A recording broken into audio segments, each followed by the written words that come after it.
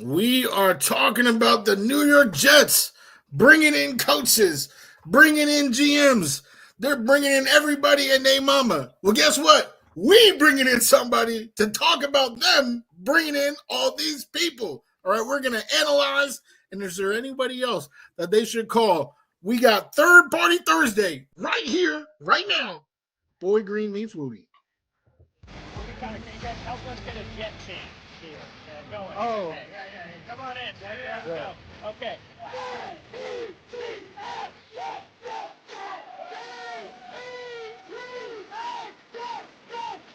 Third Party Thursday. Chris, joining us here on the program with a capital P here on the program. Wow, what an intro. I mean, Boy Green is known for having the intro, but Woody, that was unreal, man. Thanks for the kind words. We are men of many names. My favorite Austrian Jets fan right there, baby. Boy Green. It's Woody.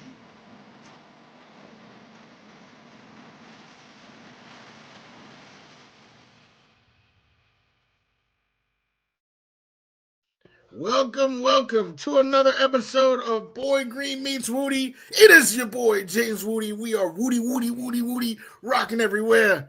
Right, and right next to me is the boy who became king, Mr. Paul Esden Jr. himself, Boy Green. And I should have checked before we done this episode, because I actually think this is a milestone episode. I think this might actually be the 1 year anniversary of this show, Boy Green Meets Woody. I believe it is. And Third Party Thursday, my favorite day of the week. I believe this is the first guest we ever had on a Third Party Thursday. I think there is a milestone. I think we have come full circle and around again. So please, it is my honor to introduce the first, the best Ian from Jet Central. Come on down. Welcome back to Third Party Thursday. How you doing? What's going on, guys? Hey, I didn't realize that it was the year anniversary, so I just want to say I appreciate it. Absolutely. We appreciate you. We got some Jets topics to talk about. Boy Green, we haven't heard from you yet. How are you doing? I'm doing blessed. Thank you so much. Appreciate it. Glad to be here. Shout out to the fam and my Lord and Savior Jesus Christ. Absolutely. Amen. Well, we got a lot to discuss. The Jets have been constantly meeting with head coaches, with GMs. We're going to focus on head coaches today and just talk about, what's been going on. How do we feel? I think Jets Twitter has been kind of roasting the team because we've been meeting with a lot of people. So I'll start off with you, JC. How are you feeling about the Jets net so far? Have they cast one that's too big? Are they focusing on the wrong or on the right people? How are you feeling so far? Dude, I love it, man. I love casting a wide net because it's like you never know who's going to bomb an interview. You never know who's going to walk in and just hit a home run. So I feel like it would be classic Jets to have their eyes set on 2-3 candidates and they all miss. And now we're in a scramble trying to panic, we got to go hire this guy who we're not 100% sold on. I love how the Jets are kind of getting out in front of it. Flores, Glenn, Vrabel, Rex, Rivera, all these guys, right? And I also love, too, how it really seems like there's a pretty big range of different candidates, right? Offensive guys, defensive guys, ex-head coaches, young up-and-coming coordinators like Joe Brady and stuff, guys that are coming off of successful seasons, guys that are coming off of, either out of football or not so successful seasons like Darren Reese. I just love how the Jets are getting in front and talking to all of these different guys, both for head coach and GM. I gotta agree. Actually, I'm not gonna lie. I feel like you hit the nail on the head there. Being able to, and you hear so many different things from so many different candidates. Like, who knows? They might have picked up a little nugget from anyone, from Darren Reese, right? He's come in. Oh, we didn't even think about something like that, and now you can ask it for somebody, a bigger potato, right? Boy Green, how are you feeling? I like, evaluating our options, when you're on your dating profile and you don't have any specific nature, just anybody, man, woman, animal. up, down, left, right. I mean, all is on the table here for the New York Jets. So I'm all for a wide net. I don't want one of these searches where you know who the guy is and you just prance through the searching process for giggles to check off certain boxes. Not going to mention any teams that could be dancing in those waters potentially. But yeah, I like doing a thorough process here because let's be honest. I mean, the Jets have. Excuse my Guatemalan here. They've fucked up this entire time during, Woody Johnson's ownership. More and more recently, the last 14 seasons. So they need to get it right, and they need to say, okay, we have been messing up a lot. We've had a lot of different head coaches here over the last 14 seasons. What are we doing wrong? Let's evaluate everyone. Let's turn over. We're not better. We're not too good for anyone. Let's go for offense, defense, special teams, and to what JC just said. Darren Rizzi, special teams guy. They're looking at defensive guys. They're looking at offensive guys. They're looking at potential first-time people, retreads, everything. The Jets owe it to themselves, and quite frankly, this friggin' fan base to find the right guy. And turning over every stone gives them a better opportunity. It doesn't guarantee, but it gives them a better opportunity to find the right guy. Absolutely. Wholeheartedly agree there, which is not every day. You got me wholeheartedly. That's true. This is true. With Boy Green, sometimes there's no heart. It's complete disagreement. It must be the touchy-feely, the 1-year anniversary and whatnot. That must be the only reason that there's any touchy-feely. Or you're just trying to impress Jet Central here, who's here on the show. That could be it too. That could be it.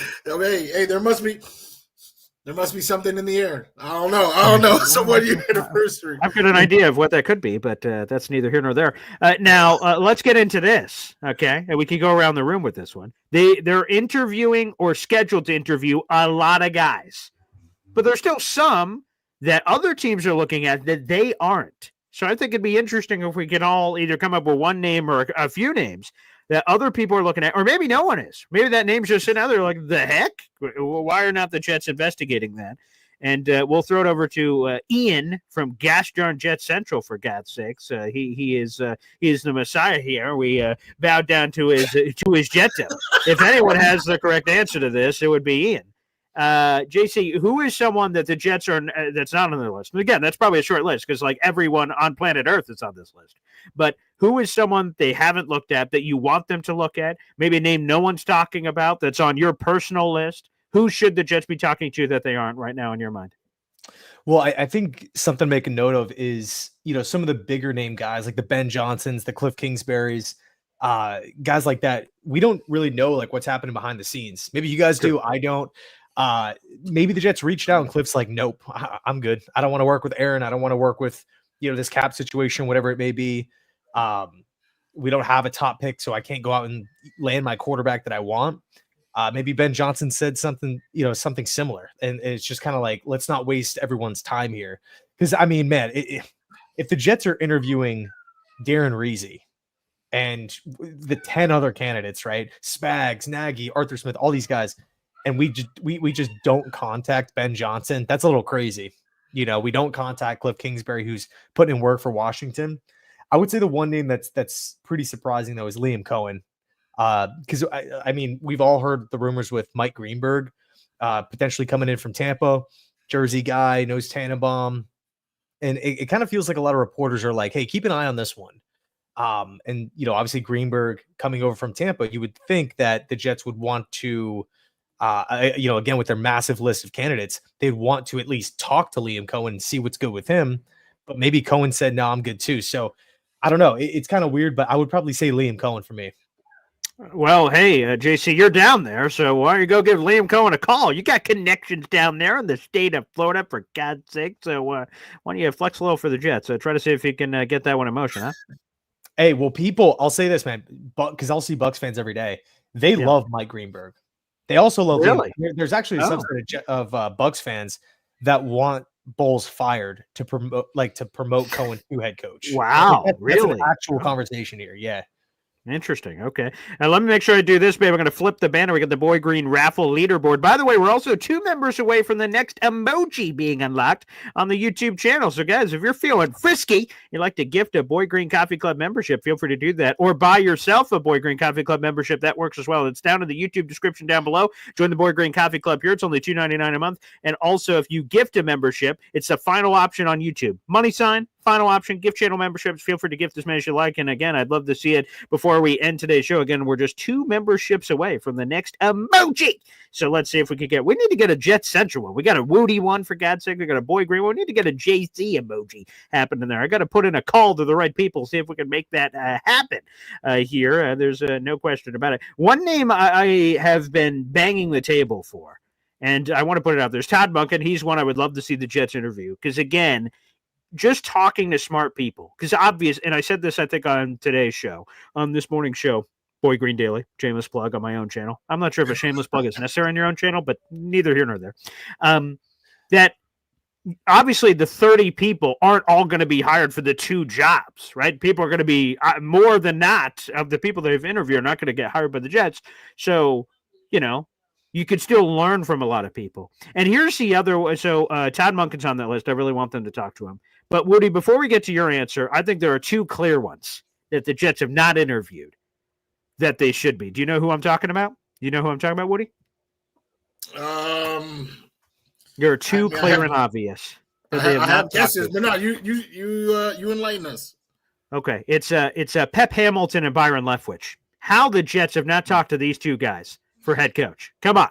I mean, the Patriots have been all over it. They're a way smarter organization than us. They have jumped on this saying, how are we not talking to Pep Hamilton and Byron Leftwich? They have not been in the NFL since 2022, so they have been meditating, and they've been getting their time ready for this. I don't know. What are the Jets doing? How are they not talking to these guys, right, Woody? Huh? God bless the Rooney Rule. That's neither here nor there. Woody, who's on your list? Who's a guy they need to talk to? Give us the insights. Hey, I don't know if I got the outsides. Okay. I mean, Cliff, is really somebody that I really, really would consider. I know we've already heard the reports. It doesn't look like that's coming, but if I could bang the table for anybody, it would be Cliff Kingsbury. But given the current situation, I personally, I've been pretty clear about, not being a fan of the old man head coach. I want this coach. Sure. What I've always said is, my son is 3. I want whoever we hire to be the coach when he graduates high school. That's some years. Damn, that's yeah. But I'm starting to soften up again on the idea of Pete Carroll. I really. Wow. Yeah, I mean, that's somebody he's gonna bring in a staff, right? He's already started. We heard reports that he's already started gathering a staff, right?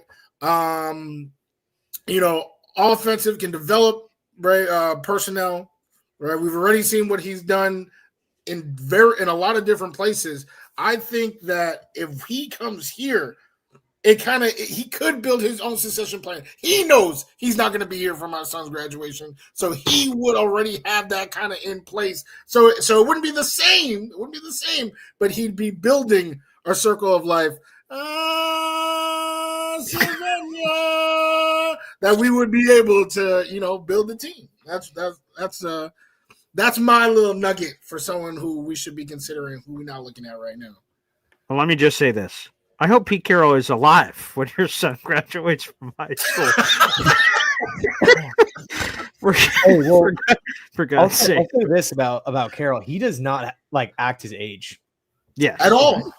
He, to me, you listen to Carroll in interviews, and granted, it's been some time, right? It's not like he was, a head coach last season, but he sounds youthful. He sounds energetic and, excited for, the game of football. He doesn't sound burnt out or disgruntled or just, not interested in it. He sounds still like he just loves the game. So that part's incredibly exciting. And something else that's exciting, baby. Jimmy gosh darn Jets just gifted 20 Boy Green Coffee Club memberships from the high heavens, baby.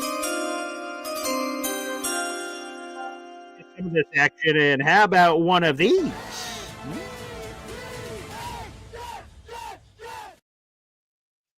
There we go, Woody. The Woodinator getting that action gone. Let's read the 20 new members to the Boy Green Coffee Club. Shout out to Jimmy Jets Baby. Here are all the members. Crack Snuggles, here we go. Tony Del Filippo Jr., Chris2485, The Badger Trio, Forgiven XN, Addison, Jug Artist, Dick Chimneys Burner, Scott Foster 23, Eric Bianchi, Silvacito, Lee Van, Titan, Chris K. the Fifth, good to see him back, Mr. Business, Anderson Simpson, Finnegan's Flight Crew, Gilbert Fama, Tim O, our Madden friend Patrick Volpe, and Salvatore Nocera, all now members to the gosh darn Boy Green Coffee Club.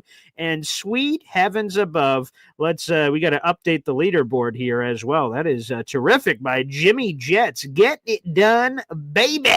Wonderful, huh? Woody, not too shabby, huh? Very nice, very nice. It's a rainstorm in here. It's raining memberships.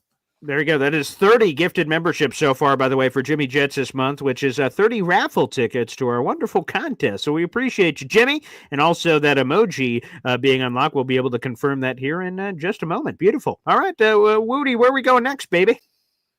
Well, did you give your real suggestion? I know. Whoa. Are you questioning the legitimacy of the names that I presented? That they are not legitimate? That they're fugazi, that I might have just presented that because I had to meet some qualifications of some rules or something, man?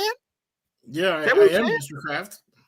Oh, well, okay. Well, I didn't expect a follow-up here, so I wasn't necessarily prepared. But no, I mean, Todd Monken's on that list of me, and I know the name I'm about to say is, I know it's going to rub some people the wrong way.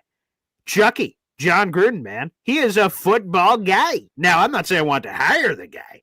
I mean, if they did, it'd be fun. It'd be fun for us to cover plenty of content, baby. That's for damn sure.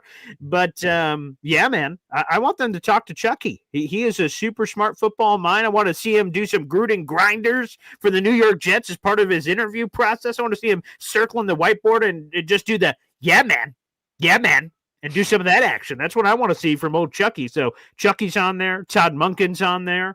Obviously JC mentioned Liam Cohen. That would be a really interesting name. What about Robert Saleh? He's getting some run. He's got multiple head coach interviews. Give a salute to Robert Saleh, baby, huh? What about that, Jet Central, huh? Yeah, man, Jacksonville and the Raiders. And, yes. I'm sure you guys saw Telesco is just canned. So we're up to 3 GM openings, which is pretty insane. I thought the Jets, I was kicking my feet up. I'm like, man, the Jets will have their pick between all these different qualified candidates. Now it's not really looking like that, right? They got to compete with the Raiders. They got to compete with, the Titans, and the Titans obviously have the first pick. So, it's going to be a little tougher, but I still feel pretty confident with, the Jets GM, who will eventually get with general manager. Head coach, little weary on. By the way, what the hell are the Raiders doing? So, okay, they want to fire everybody, fine. Okay, I don't care, man. You can do whatever you want. You're guy, Mark Davis, you're running the ship. You throw out Antonio Pierce's ass on Monday, and he's like, as far as I've heard, I'm safe. Next day, Black Tuesday, apparently, I missed the memo, fired. And then we're like, he gets fired, and then we're like, wait, no one else? Okay, I guess they're going to fire the head coach and keep the GM. Now today's Thursday? Actually, he's fired too. What the hell? What kind of delay process is going on here? And this is also why, random side note on the Dallas Cowboys, if they fire or let Mike McCarthy go, they're idiots. Everyone else gets a head start on all their head coaching business, and they're like, oh yeah, now we're in the pool? I mean, they'd be dumb. So they might as well keep Mike McCarthy now as they continue to linger through this process. But to your point, JC, the Vegas Raiders are the same as the Jets. The Jets are the only team. And again, kicking your feet up and kind of celebrating because we were getting so deep in the process. I thought the Jets would be the only team with a head coach vacancy and a GM vacancy. And now the Raiders have entered the pool. The Titans did just with the GM, but they have a head coach that you're getting shoved with. Now that the Raiders are on the same playing field as the Jets, that bums me out a little because if Vrabel doesn't end up in New England, he's ending up in New England. But if he didn't, going to Vegas, he would have the same quote-unquote advantage the Jets do by being able to start fresh. And that was a big feather in the cap for the Jets. So that's a real Debbie Downer. The Raiders did it in a very weird, bizarre way to fire them in all these weird days apart, but they ended up at the same result. Now the Jets have some more competition at the GM position. Yeah, well, let me ask you guys this. So, you hit on like the timing of it being weird. They allow Pierce to speak to the media, then they fire him on Tuesday. Wednesday, we're getting all the updates, right? Brian Flores, Aaron Glenn, Ben Johnson, Spagnuolo is another one. I think the solid news came out either late last night or early this morning. And then they fired Telesco.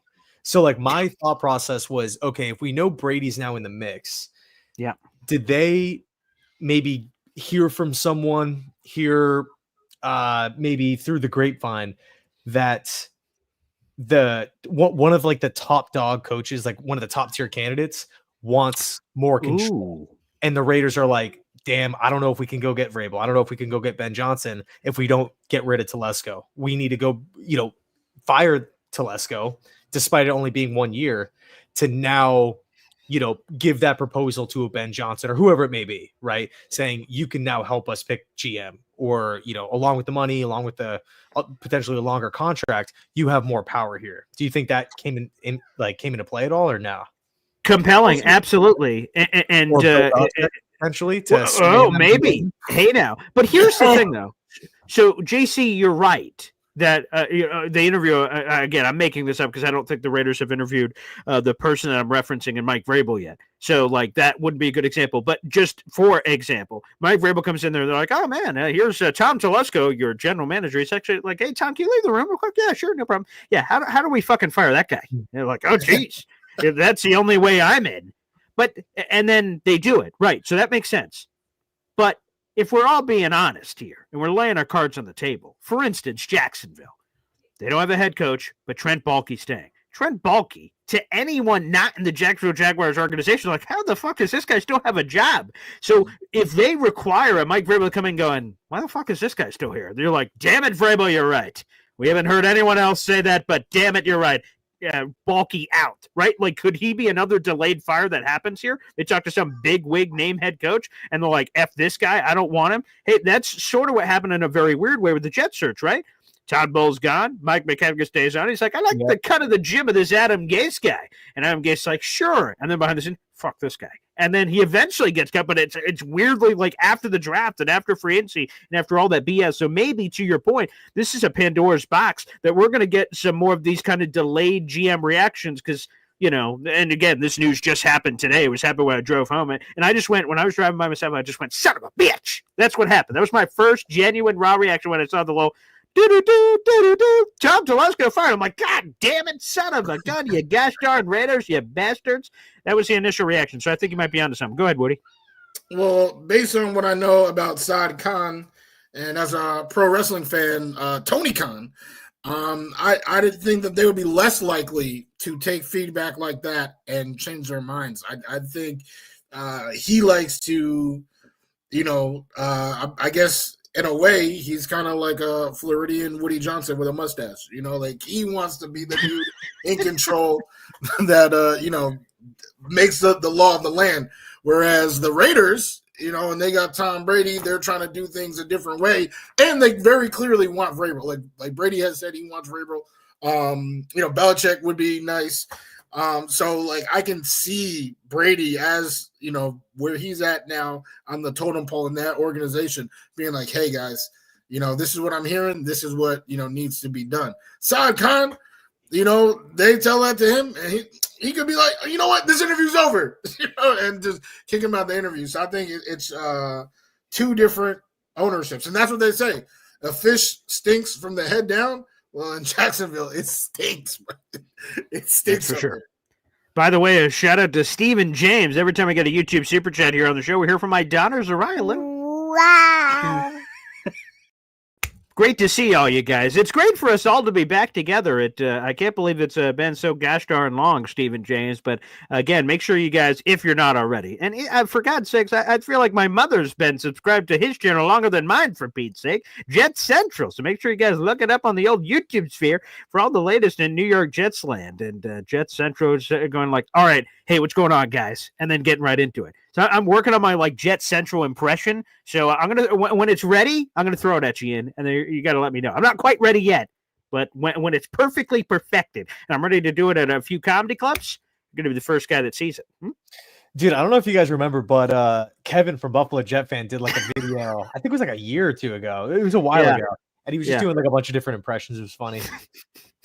He was, and I've asked him to do it again, and because I just want to see how things have evolved. And obviously, we have an ever-growing space. We've got all kinds of new, quirky people that are all over the place that deserve some love. So, I would love to see it. Let me throw this tweet up. So, again, we're streaming live on YouTube, Twitter, and Instagram. The James Woody, and 500 plus people watching right now, which we appreciate. Like the video, hit subscribe. It's a free way to contribute to the show.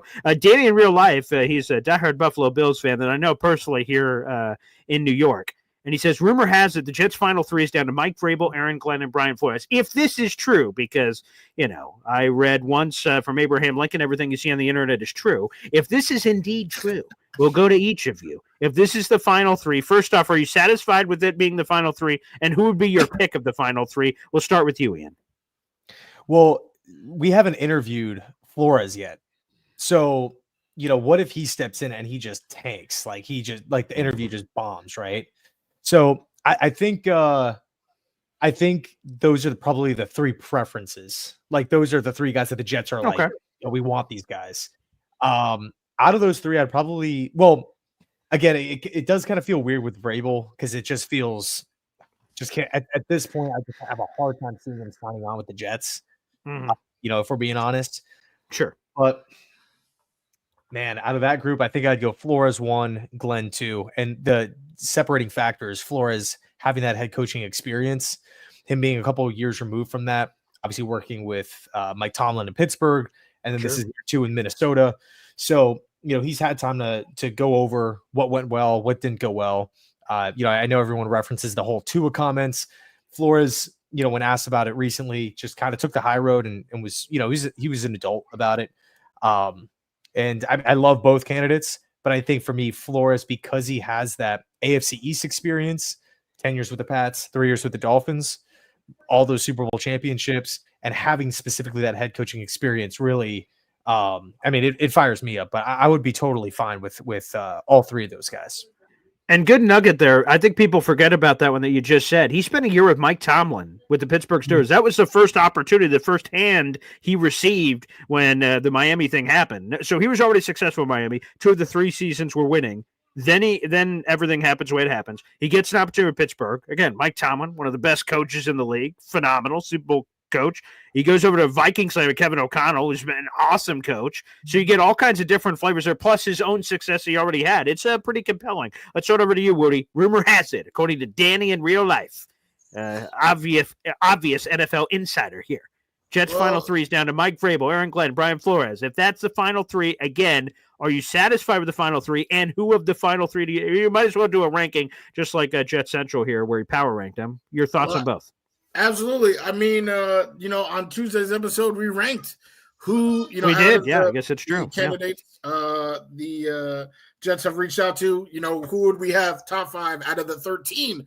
And these 3 names appeared in my top 4. So, I wouldn't, nothing's happened in the last 48 hours to change my ranking. I will reiterate the ranking, but I have another nugget to add. Before you add that nugget, so you're basically revealing that you were Danny's source here. That these are not exactly the final 3. You just stole these from your list on Tuesday's episode of Boy Green Mitch Woody. I mean, he just could be confirming because you already know a lot of my predictions go true. Okay, fair enough. So who's your 4th candidate in your list, by the way? I don't know if we're ready for that discussion. It was no, go ahead. Come on. He has be a kind host. Who is 4? Who is 4? All right. Well, I'll preface it by saying he was the only person of the 13 candidates, other than Mike Vrabel, to be a head coach and have a winning record as a head coach. Mike McCarthy? Matt Nagy. That is, bro. I don't hate it. I mean, you can argue Matt Nagy. He has such a bad reputation, and I think people just. I mean, it's this is not me, making the campaigning for Matt Nagy, but I think especially if Borgonzi gets the job, Matt Nagy's going to be the name to watch.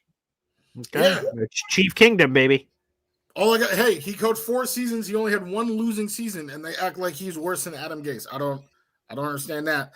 But of the 3, right, that Danny said, give me Flores number 1. Vrabel was number 2, and then Aaron Glenn. He was 4th, right? He was 4th on my list, but of this, I had Nagy above him. But one thing I want to add. Yeah, let's get your nugget. We're hungry. You haven't offered JC a snack yet, so what's your nugget, baby? Feed us. What do we got? So Ryan Fitzpatrick, someone who hates Brian Flores. I have a friend. Oh God, yeah, he hates his guts. Hates Brian Flores. Send me this clip from Ryan Fitzpatrick. I saw it. Yep. Yeah, and he wasn't too positive. It seemed, like a candid response. This is my honest take on Brian Flores' time. What I personally took from the clip, it didn't move the needle for me. I didn't make me think of Brian Flores any better or any worse. I feel based on Ryan Fitzpatrick's anecdote, you're saying hearing that story changed nothing. Exactly. Okay, do tell. Yeah. Okay. So, I'm with James here. And you saw the clip too. Okay. What we knew was that he was a good coach, and things ended very poorly. That's what we knew. What Ryan said was, "Hey, he got the best out of us when it was tank for 2 a year, right? He got the best out of the players. Everything was going well. And then toward the end, he was tough. He was very tough. And we don't know. A specific quote he said is, I don't know who from that staff he could use as a reference to say, would vouch for him, basically. And would vouch for him. And honestly, I feel like, as adults, right, we have all gone through challenging times, and sometimes those times change us. All right. We saw immediately Brian Flores bounce back with one of the most respected coaches in the league. All right. No issues there. And now he's on another team right now that won 14 games this season. I have to say no might be extreme, but I think concerns about Brian Flores are being over exaggerated. He was in a poor situation. He did not handle it the best he could, but that does not disqualify him as a coach, what he's done as a motivator, and does not take away from his record and what we've seen him accomplish with our own very eyes. Yeah, I think, to your point, I mean, you made tons of great points. I think to kind of piggyback off of that, like you could poke holes in every single one of these candidates' resumes. Mike Vrabel, like there's issues there.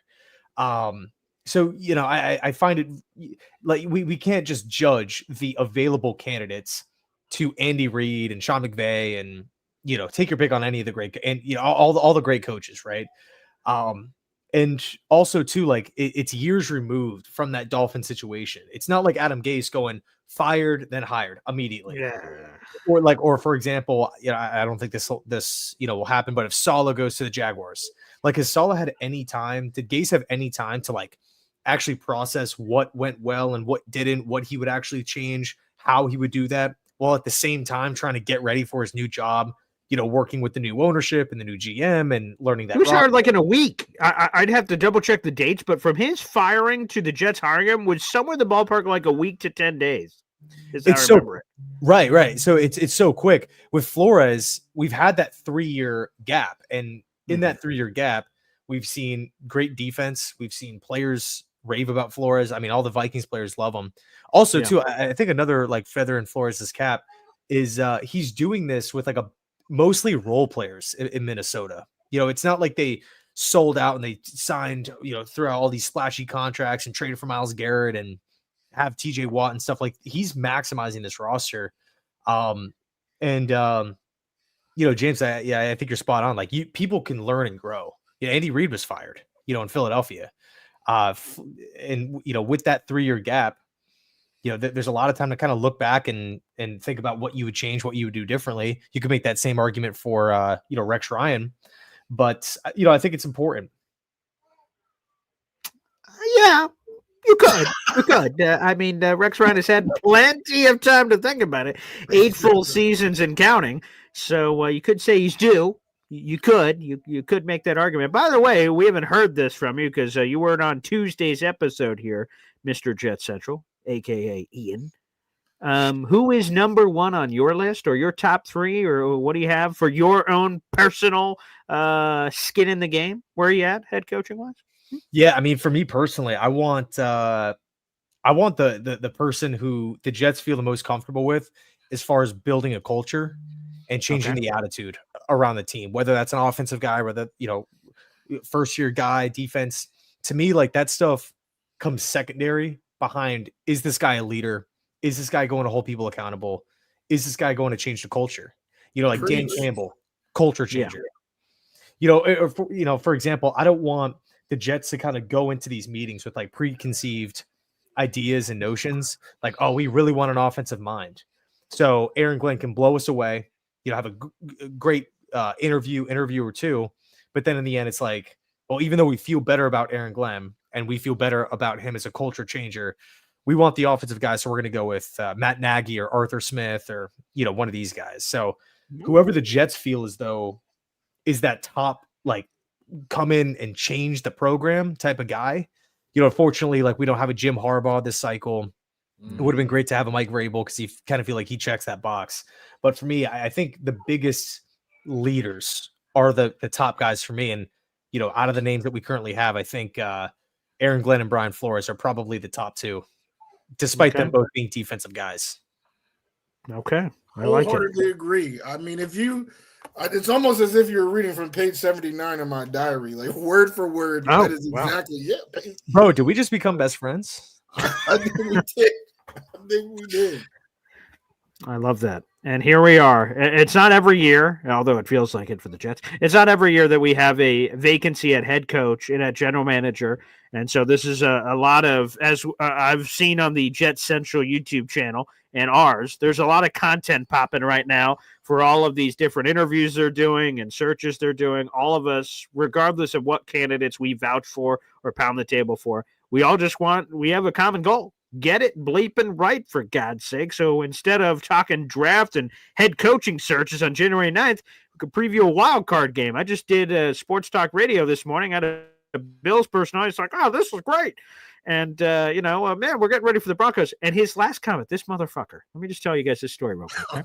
Okay? So I tell the guy, I'm like, God bless Bill's person. He's joined our show for many years. I'm like, enjoy the playoffs. Good luck. Legitimately, I'm a Jets fan, but good luck as you guys go through this thing and enjoy it. And he said, yeah, good luck during the interview process. If you need any help with questions, let me know. Go Bills. And he hung up. I'm like, you fucking piece of. And so I kind of chuckled. And I went, you piece of shit. I didn't really say it because I can't say that on the radio, but that was the first thought that went through my head. So for goodness sake, can we do a friggin' playoff guy? Like, when did the Jet Central YouTube channel start there, Ian? It started a while ago, man, but I didn't like it really kind of started to pick up in 2018. It's like when I started like kind of getting a little bit more serious about it, I guess. Okay, so still in the middle of all this unfortunate playoff abyss is the point. Yeah, exactly. We have not seen the playoffs in a very, very long time, and it sucks. Man. It sucks. It does. I mean, because like you're watching these other teams' fan bases, like complain about having 10 wins, and oh well, we barely made the playoffs. Oh, we're just a wild card team. I'm like, hey, like, can we please get to that? Can we get to 500? Like that's where I'm at. Like, hey, can we just get to 9-8? Like that'd be a huge step in the right direction. For instance, who listens to random Dolphins press conferences when they don't have to? But I heard a quote from Chris Greer of the Dolphins, and he gave this inspirational message of the little engine that could but didn't. And he said, we started 2-6, and that sucked balls. I'm kind of paraphrasing, and I don't think he used balls. And then he's like, and we were able to turn it around in week 18. We had a chance to sneak into the playoffs.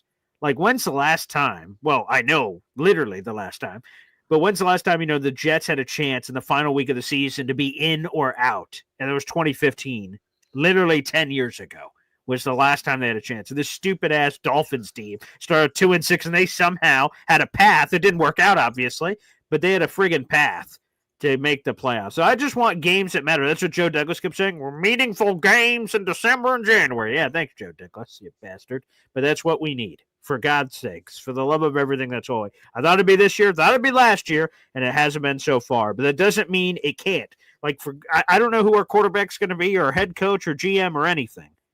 But what I do know is that there are 7 teams that make the playoffs in each conference. There are 16 teams in each conference. So you have, give or take, a 42% chance of making the friggin' playoffs. And I didn't go to school for math, but for Pete's sake, it's almost like you have to be so bad to not stumble into it every once in a while. Some random ass thing happens. For God's sake, the Denver Broncos found a way this year with a rookie quarterback and the biggest dead cap hit ever. So, not to just berate a point here, but do they actually have the biggest dead cap hit ever? Yeah, they had Russell Wilson. Russell. They're eating. I think I just heard it on a show. I think it was a Rich Eisen show coming in. It was somewhere between 75 and 90 million this year of eating it, and then everything else that they did. And it's the biggest dead cap hit. Although we'll see what happens of how long the Jets hold on to Aaron Rodgers and how numbers go with all that stuff. I'd have to double check, but biggest dead cap hit. And that they're in the playoffs. They ended their playoff drought, which was super long. I think last time they were there is when they went to the Super Bowl for that Broncos-Panthers Super Bowl in 2015. I think that was Super Bowl 50. I think that's the last time they were in it. And then they had this big-ass gap. They're like, hey, we're back in the playoffs. I'm like, it must be nice. So, here we are. Yeah, they went through a couple of weird years, like with the Vance Joseph stuff. Of course, the Hackett year. My God. LOL. Yeah. Didn't they have another head coach kind of in that time? Let's see. So they had Joseph, they had Hackett. Fangio. Yeah. Oh boy. Well, they had so many QB issues. They Trevor Siemian was immediately after Peyton Manning. They had New York Jet. Trevor Siemian. Yeah, that's right. Paxton Lynch. Didn't they try Osweiler? Didn't they try Osweiler after Peyton? He was there with Manning. He actually started, I think, a handful of games in that 2015 season with Manning, and then they ultimately, I think they sold him to Cleveland. That sounds like a slave. They did that contract deal, like, hey, take him and we'll give you a pick, and they did that with Cleveland for like a second rounder or something. So Osweiler was god awful too. Yeah. Well, one last name I'm gonna throw out there. Okay. Are you guys considering Jeff Ulbrich to be a serious candidate? I've seen it in the comments. I've been seeing it in the comments. What? What comment? Where? Oh Who? My God! I definitely seen somebody. Pick this person out, whoever it is, and let's laugh at them. No, that's so mean. Why? That's so but mean. like in all honesty, and when you were saying, "Hey, here's my one guy who's considering number 4," Ian, you must not heard it, but Ian was like Jeff Ulbrich. And he was trying to guess who it was, and I almost lost it. But no, it should not be Ulbrich. Now, I just want to say, now that it's all over and all our feelings are out, he said all kinds of stupid ass shit at the press conference. I like Jeff Ulbrich, the guy. I loved reading the story from The Athletic last year for the Senior Bowl and stuff about Jeff Ulbrich fighting as a player and really wanting this head coach thing and all that stuff. Again, I wouldn't. Yeah, I see CBW on the screen. Why is Ulbrich the third favorite to become head coach? I wouldn't buy into that at all. There is a 0% chance. I think it says something that the Jets said, "Oh yeah, we'll interview you, but we'll figure it out." They haven't even put a date on it. If he was as attractive as all these people were saying, he's in the building. Like, what? How hard is that to book that interview? Huh? The fact that they're delaying it and stalling probably tells you all that you need to know. But again, a salute to Ulbrich. You don't have to climb a river. He makes millions of dollars. He's going to get a DC job somewhere. Josine Anderson says Robert Saleh is going to be offered the 49ers DC job if he wants it. He's interviewing for head coaching jobs right now, so maybe the right thing happens. So no matter what, Saleh's going to land on his feet. And I think wherever Saleh does not land on his feet, absent in a head coaching gig, which again would catch me by surprise. Ulbrich's going to be the DC in Miami. He's going to be the DC in San Francisco. He might be the DC in Detroit if AG gets his chance. He's going to have a million ops, and I'd be surprised if he doesn't get a DC gig because of, despite the head coach stuff, we're really good as a defensive coordinator. So absolutely not. 0 chance. Negative. I'd give Rex Ryan a much bigger chance of Jeff Ulbrich getting a whack at this pinata. He just stunk as a head coach, and hopefully he learns a lot of lessons he can take down the line. Not that he'll ever need him because he's never going to be a head coach again. But scathing review. Hell no, he was terrible. Hey, I definitely don't. Trust me. I'm good on Ulbrich. But yeah, but you have to kick him like that. I just trash. Just trash. Absolute trash. And he insulted all of us with the Hassan Reddick's the most selfless player I've ever been around. Come on, man. Stop it. Okay. I don't need you to trash players at the podium, but for God's sakes, can we be real? If I was in the room, I would have been like, seriously, man. Come on. Like, for God's sakes, the stuff about Michael Clemens. And again, Michael Clemens and me follow each other on Twitter. I like Michael Clemens, but come on, man. Like, the dumbass stuff. Michael Clemens plays over, he's like, huh! And just die. And then the ref's like, okay, 15-yard penalty, you idiot. Like, what? Like, just what a moron. Like, oh my God. Like this. And then Jeff Ulbrich said after that, okay, so he says, yeah, if he could take that back, he would. But you know what? Our team needs to embody Michael Clemens. I wish I could have 53 Michael Clemens. Like, come on, man. I mean, it's just a joke. Yeah, I think, like you said, dude, Jeff Ulbrich, unfortunately, has 0% chance. None of the, I mean, we could count on, we need like 3-4 hands to count how many issues there were, like with Ulbrich here. Game planning, in-game adjustments, clock management, such a big issue. Holding people accountable.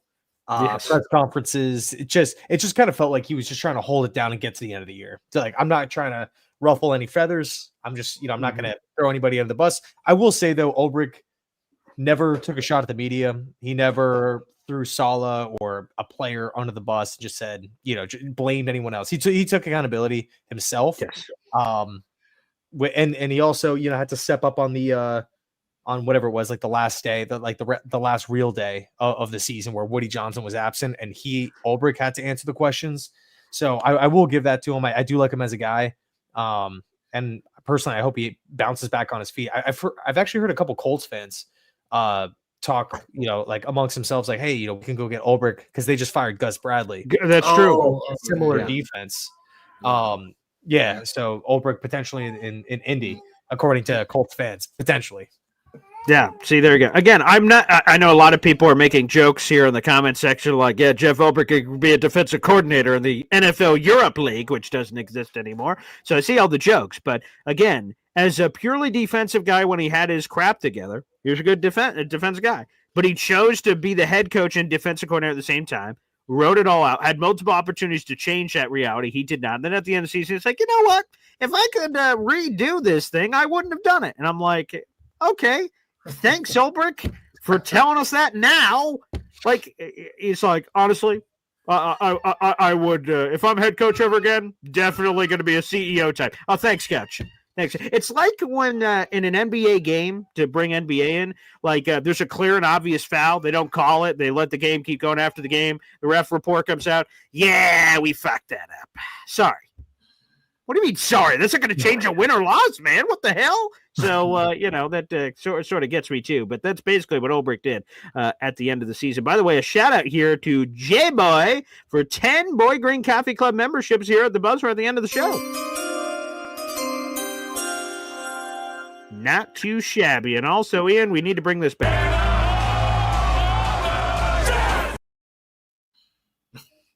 Boom! Let's bring them in. Let's announce real quick the 10 new members to the Boy Green Coffee Club, baby. Shout out to our guy, J-Boy. Jetted out. Sule Manba. Anthony Chiacho. Orlando Vega. Tony Alvarado. Anthony G. J. Perez. Wolves 55. Momo Adamo. And Daniel Ruth. All doing it. And J-Boy said 10 for every time I see JC and BG together. Okay. All right. You know what? You're hired, JC. I guess we need to bring you on more often. People are throwing money like nobody's business. Okay. Beautiful. Love to see it. Yeah, man. Let's do it. I will say, man, I like the name Coffee Club. Like, that's cool. I like that. Okay. Well, if you like it, feel free to stop by. The coffee's on me, that's for sure. By the way, I saw this one earlier. I want to throw this in. This is from Morning Woody. He said, hey, Ian, my daughter thinks you're hot and wants to know if you're single. She's 28 and I need to get her out of my house. Are you available? Remember this for the future. So, JC, answer it. This has been in the tabloids for weeks, in the papers, and finally we need some answers. Yeah. Morning, Woody, man. I'm sorry. I'm not single. Not single, Okay. but I will keep. I'll remember that, man. I will. If you're available, you'll let us know. Yeah, we'll see. So you're accounted for. Okay. Sorry, morning, Woody, to your daughter. Ian's a handsome guy. I'm not surprised that he's not available, not on the market. But hey, man, sometimes head coach interview requests come in, and you see a situation, you're like, well, maybe I am available for the right price. See, anything could happen. Anything could happen. There you go. But I appreciate it. Yes. There you go. That's it. That's ultimately at the end of the day what it is. So that's beautiful. We love to see it. And again, shout out to J Boy. That's another 10 raffle tickets to the contest. We appreciate it. And absolutely beautiful. It's a wonderful gesture, absolutely wonderful gesture. And J Boy now in second place with 45 gifted memberships so far this month. Well, Ian, I want to say it on behalf of Woody here that we really have appreciated your insights, and thank you so much for joining us on the show. A lot of fun conversation here. Again, we got 700 people in the room. Like the video, hit subscribe, everybody. Thank you so much. It's a free way to contribute. But Ian, let us know what you got coming up on the Jets Central YouTube channel. If somehow people are unaware of the presence of one of the most massive Jets YouTube channels on planet Earth, Dude, what do you have going on? Bro, same stuff as you guys, right? Just covering all the coaching stuff. Hopefully, I personally when we start getting to the second interviews. Oh yeah, let's get serious. Those are like your finalists, basically. Yeah, that's like for example, if we in a week and a half, if Jets are bringing in Aaron Glenn for a second interview, it's like, holy crap, here we go. Let's see how this whole thing plays. Because I mean, we got like 9, 10, maybe it's up to 11 interviews now with just head coaches. You know what I mean? All these guys are not going to be getting second interviews. I'd probably say out of the 10, 11, 3, 4. Yeah. Okay. I have one more question. To throw at you. So there's been a bunch of people that have either been requested to interview. We haven't heard if they've been accepted or declined. Most of the time they're accepted outside of the unique Ben Johnson situation. It sounds like the Jets realized Ben Johnson wouldn't be interested, so they want to publicly request to get denied because that looks bad. So that's what that one seems to be. I don't know about any of the other ones that may be potentially hanging out there. Which candidate on the Jets list are you afraid gets a second one? Because to your point, the second interviews basically is finalists. You're like, whoa. That they're doing another look around the sun normally means something. Who are you afraid from this list gets a second call from the Jets? Because then we're all going to be freaking out. That's a great question. Yeah, I'm full of them. Definitely. I'd probably say Darren Reese. Oh, that's a good one. Rivera. Yes, I mean. Oh, Ron Rivera. Oh, good Lord. God, that would. Oh, God, no. Sweet Lord, no. Yeah, he would be on it. What would be yours? You said, James, that'd be Rex. Oh, Rex. That's because there's one thing about, doing something nice. A courtesy interview. But a second one, you're like, oh, whoa. Wait a second here. Yeah, we're getting a little frisky. Yeah, let me see if there's anyone we missed that I'd be like, oh, boy. Vance Joseph, if he gets a second one, I'm gonna be like, oh boy, no, not on. So let me ask you, why don't you like Vance Joseph? Just asking. Defense boring. Well, I mean that's there's no sex appeal. That certainly helps. But one thing I will tell you off the top, I don't know if you guys remember this.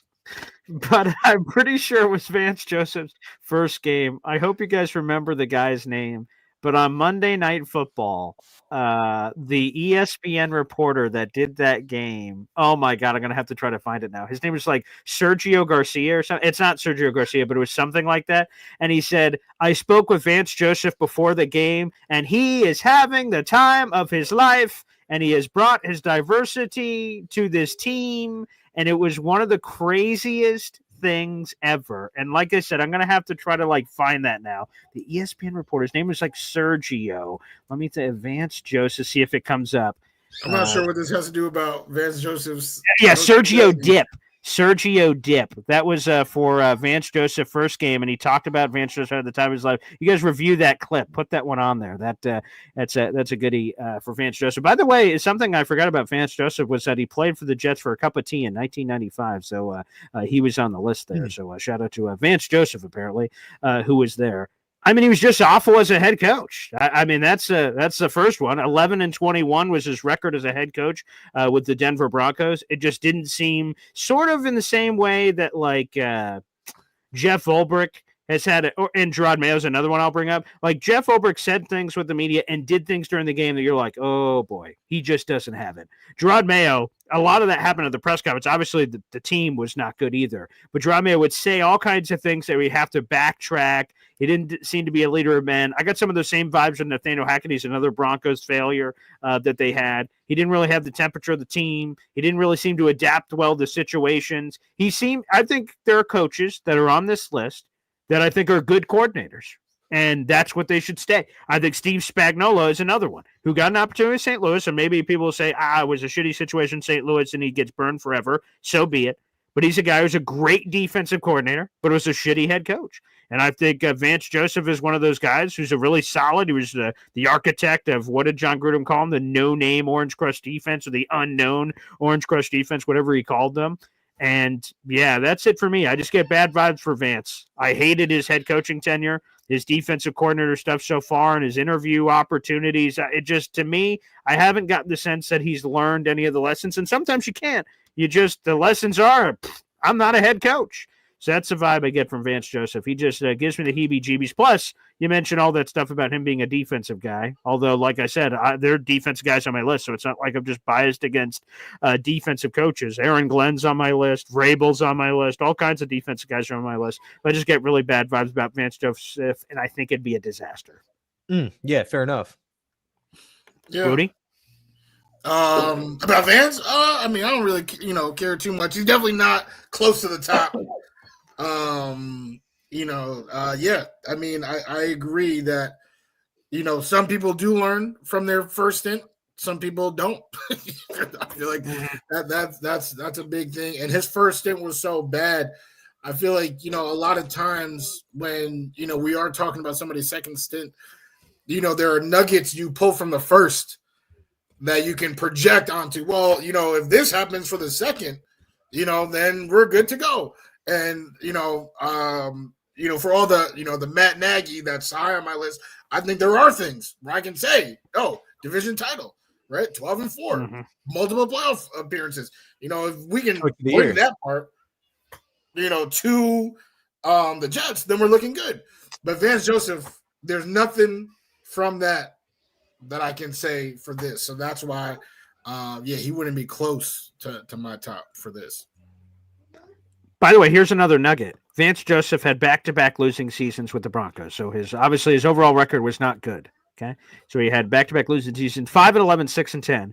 He finished last and third place in the AFC West. Here's a trivia time. I won't play the music, but trivia time. When's the last time before Vance Joseph? So again, this is Vance Joseph and backward. Don't consider anything that would happen present day. It's Vance Joseph and backward. When's the last time the Broncos had back-to-back losing seasons before Vance Joseph? Assuming it predates Elway, right? Who was a top, right? Wouldn't it be like the year that he was drafted, right? Because he was a top pick, and then like sure, that was 1983. By the way, I'll give you that date because everyone remembers that famous draft class of quarterbacks. John Elway's drafted in 1983. So yeah, I'm gonna go with 82, 83. That's okay. Well, what about you, JC? I'll go 83, 84. The early 1970s, apparently. So how they get the first pick? How they get? Well, that predates it. That's the back-to-back losing seasons. The last time that happened before Vance Joseph was there. So he could have had one losing season to get the number one pick in the 1983 draft. But yeah. So Vance Joseph, there's another thing. He did something that had not happened with the Denver Broncos in 50 years. Back-to-back losing seasons with him. And that's also with organizations, right? Organizations that win a bunch of Super Bowls don't have bullshit time for young guys to figure it out on their first opportunity of being a head coach. So whether or not that's Vance Joseph's fault is up to them. And obviously the Paxton Lynch draft pick and Vance Joseph likely signing off on that also didn't work, which would also scare another couple people off too. So I guess you got to consider that as well as we're talking about the wonderful and unmistakable Vance Joseph experience. Yeah, well, I hear you. happy anniversary, Boy Yes. Green. Yeah. Again, I'll have to check. If it's not this week, it's next week. But I know this is definitely coming up, the milestone of starting this show. Look what it was, and look what it is now. Mm-hmm. Third Party Thursday. Look what that is, right?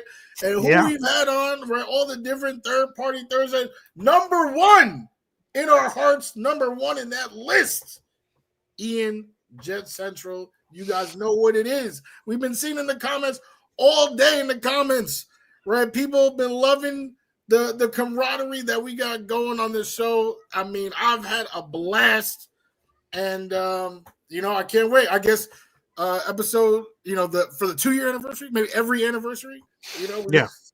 There you go. Which, by the way, JV_free, it's the 1-year anniversary. I didn't know that either till Woody said it, because it feels like yesterday that we just started this. So emotional. So what anniversary? It's the anniversary of this show in particular.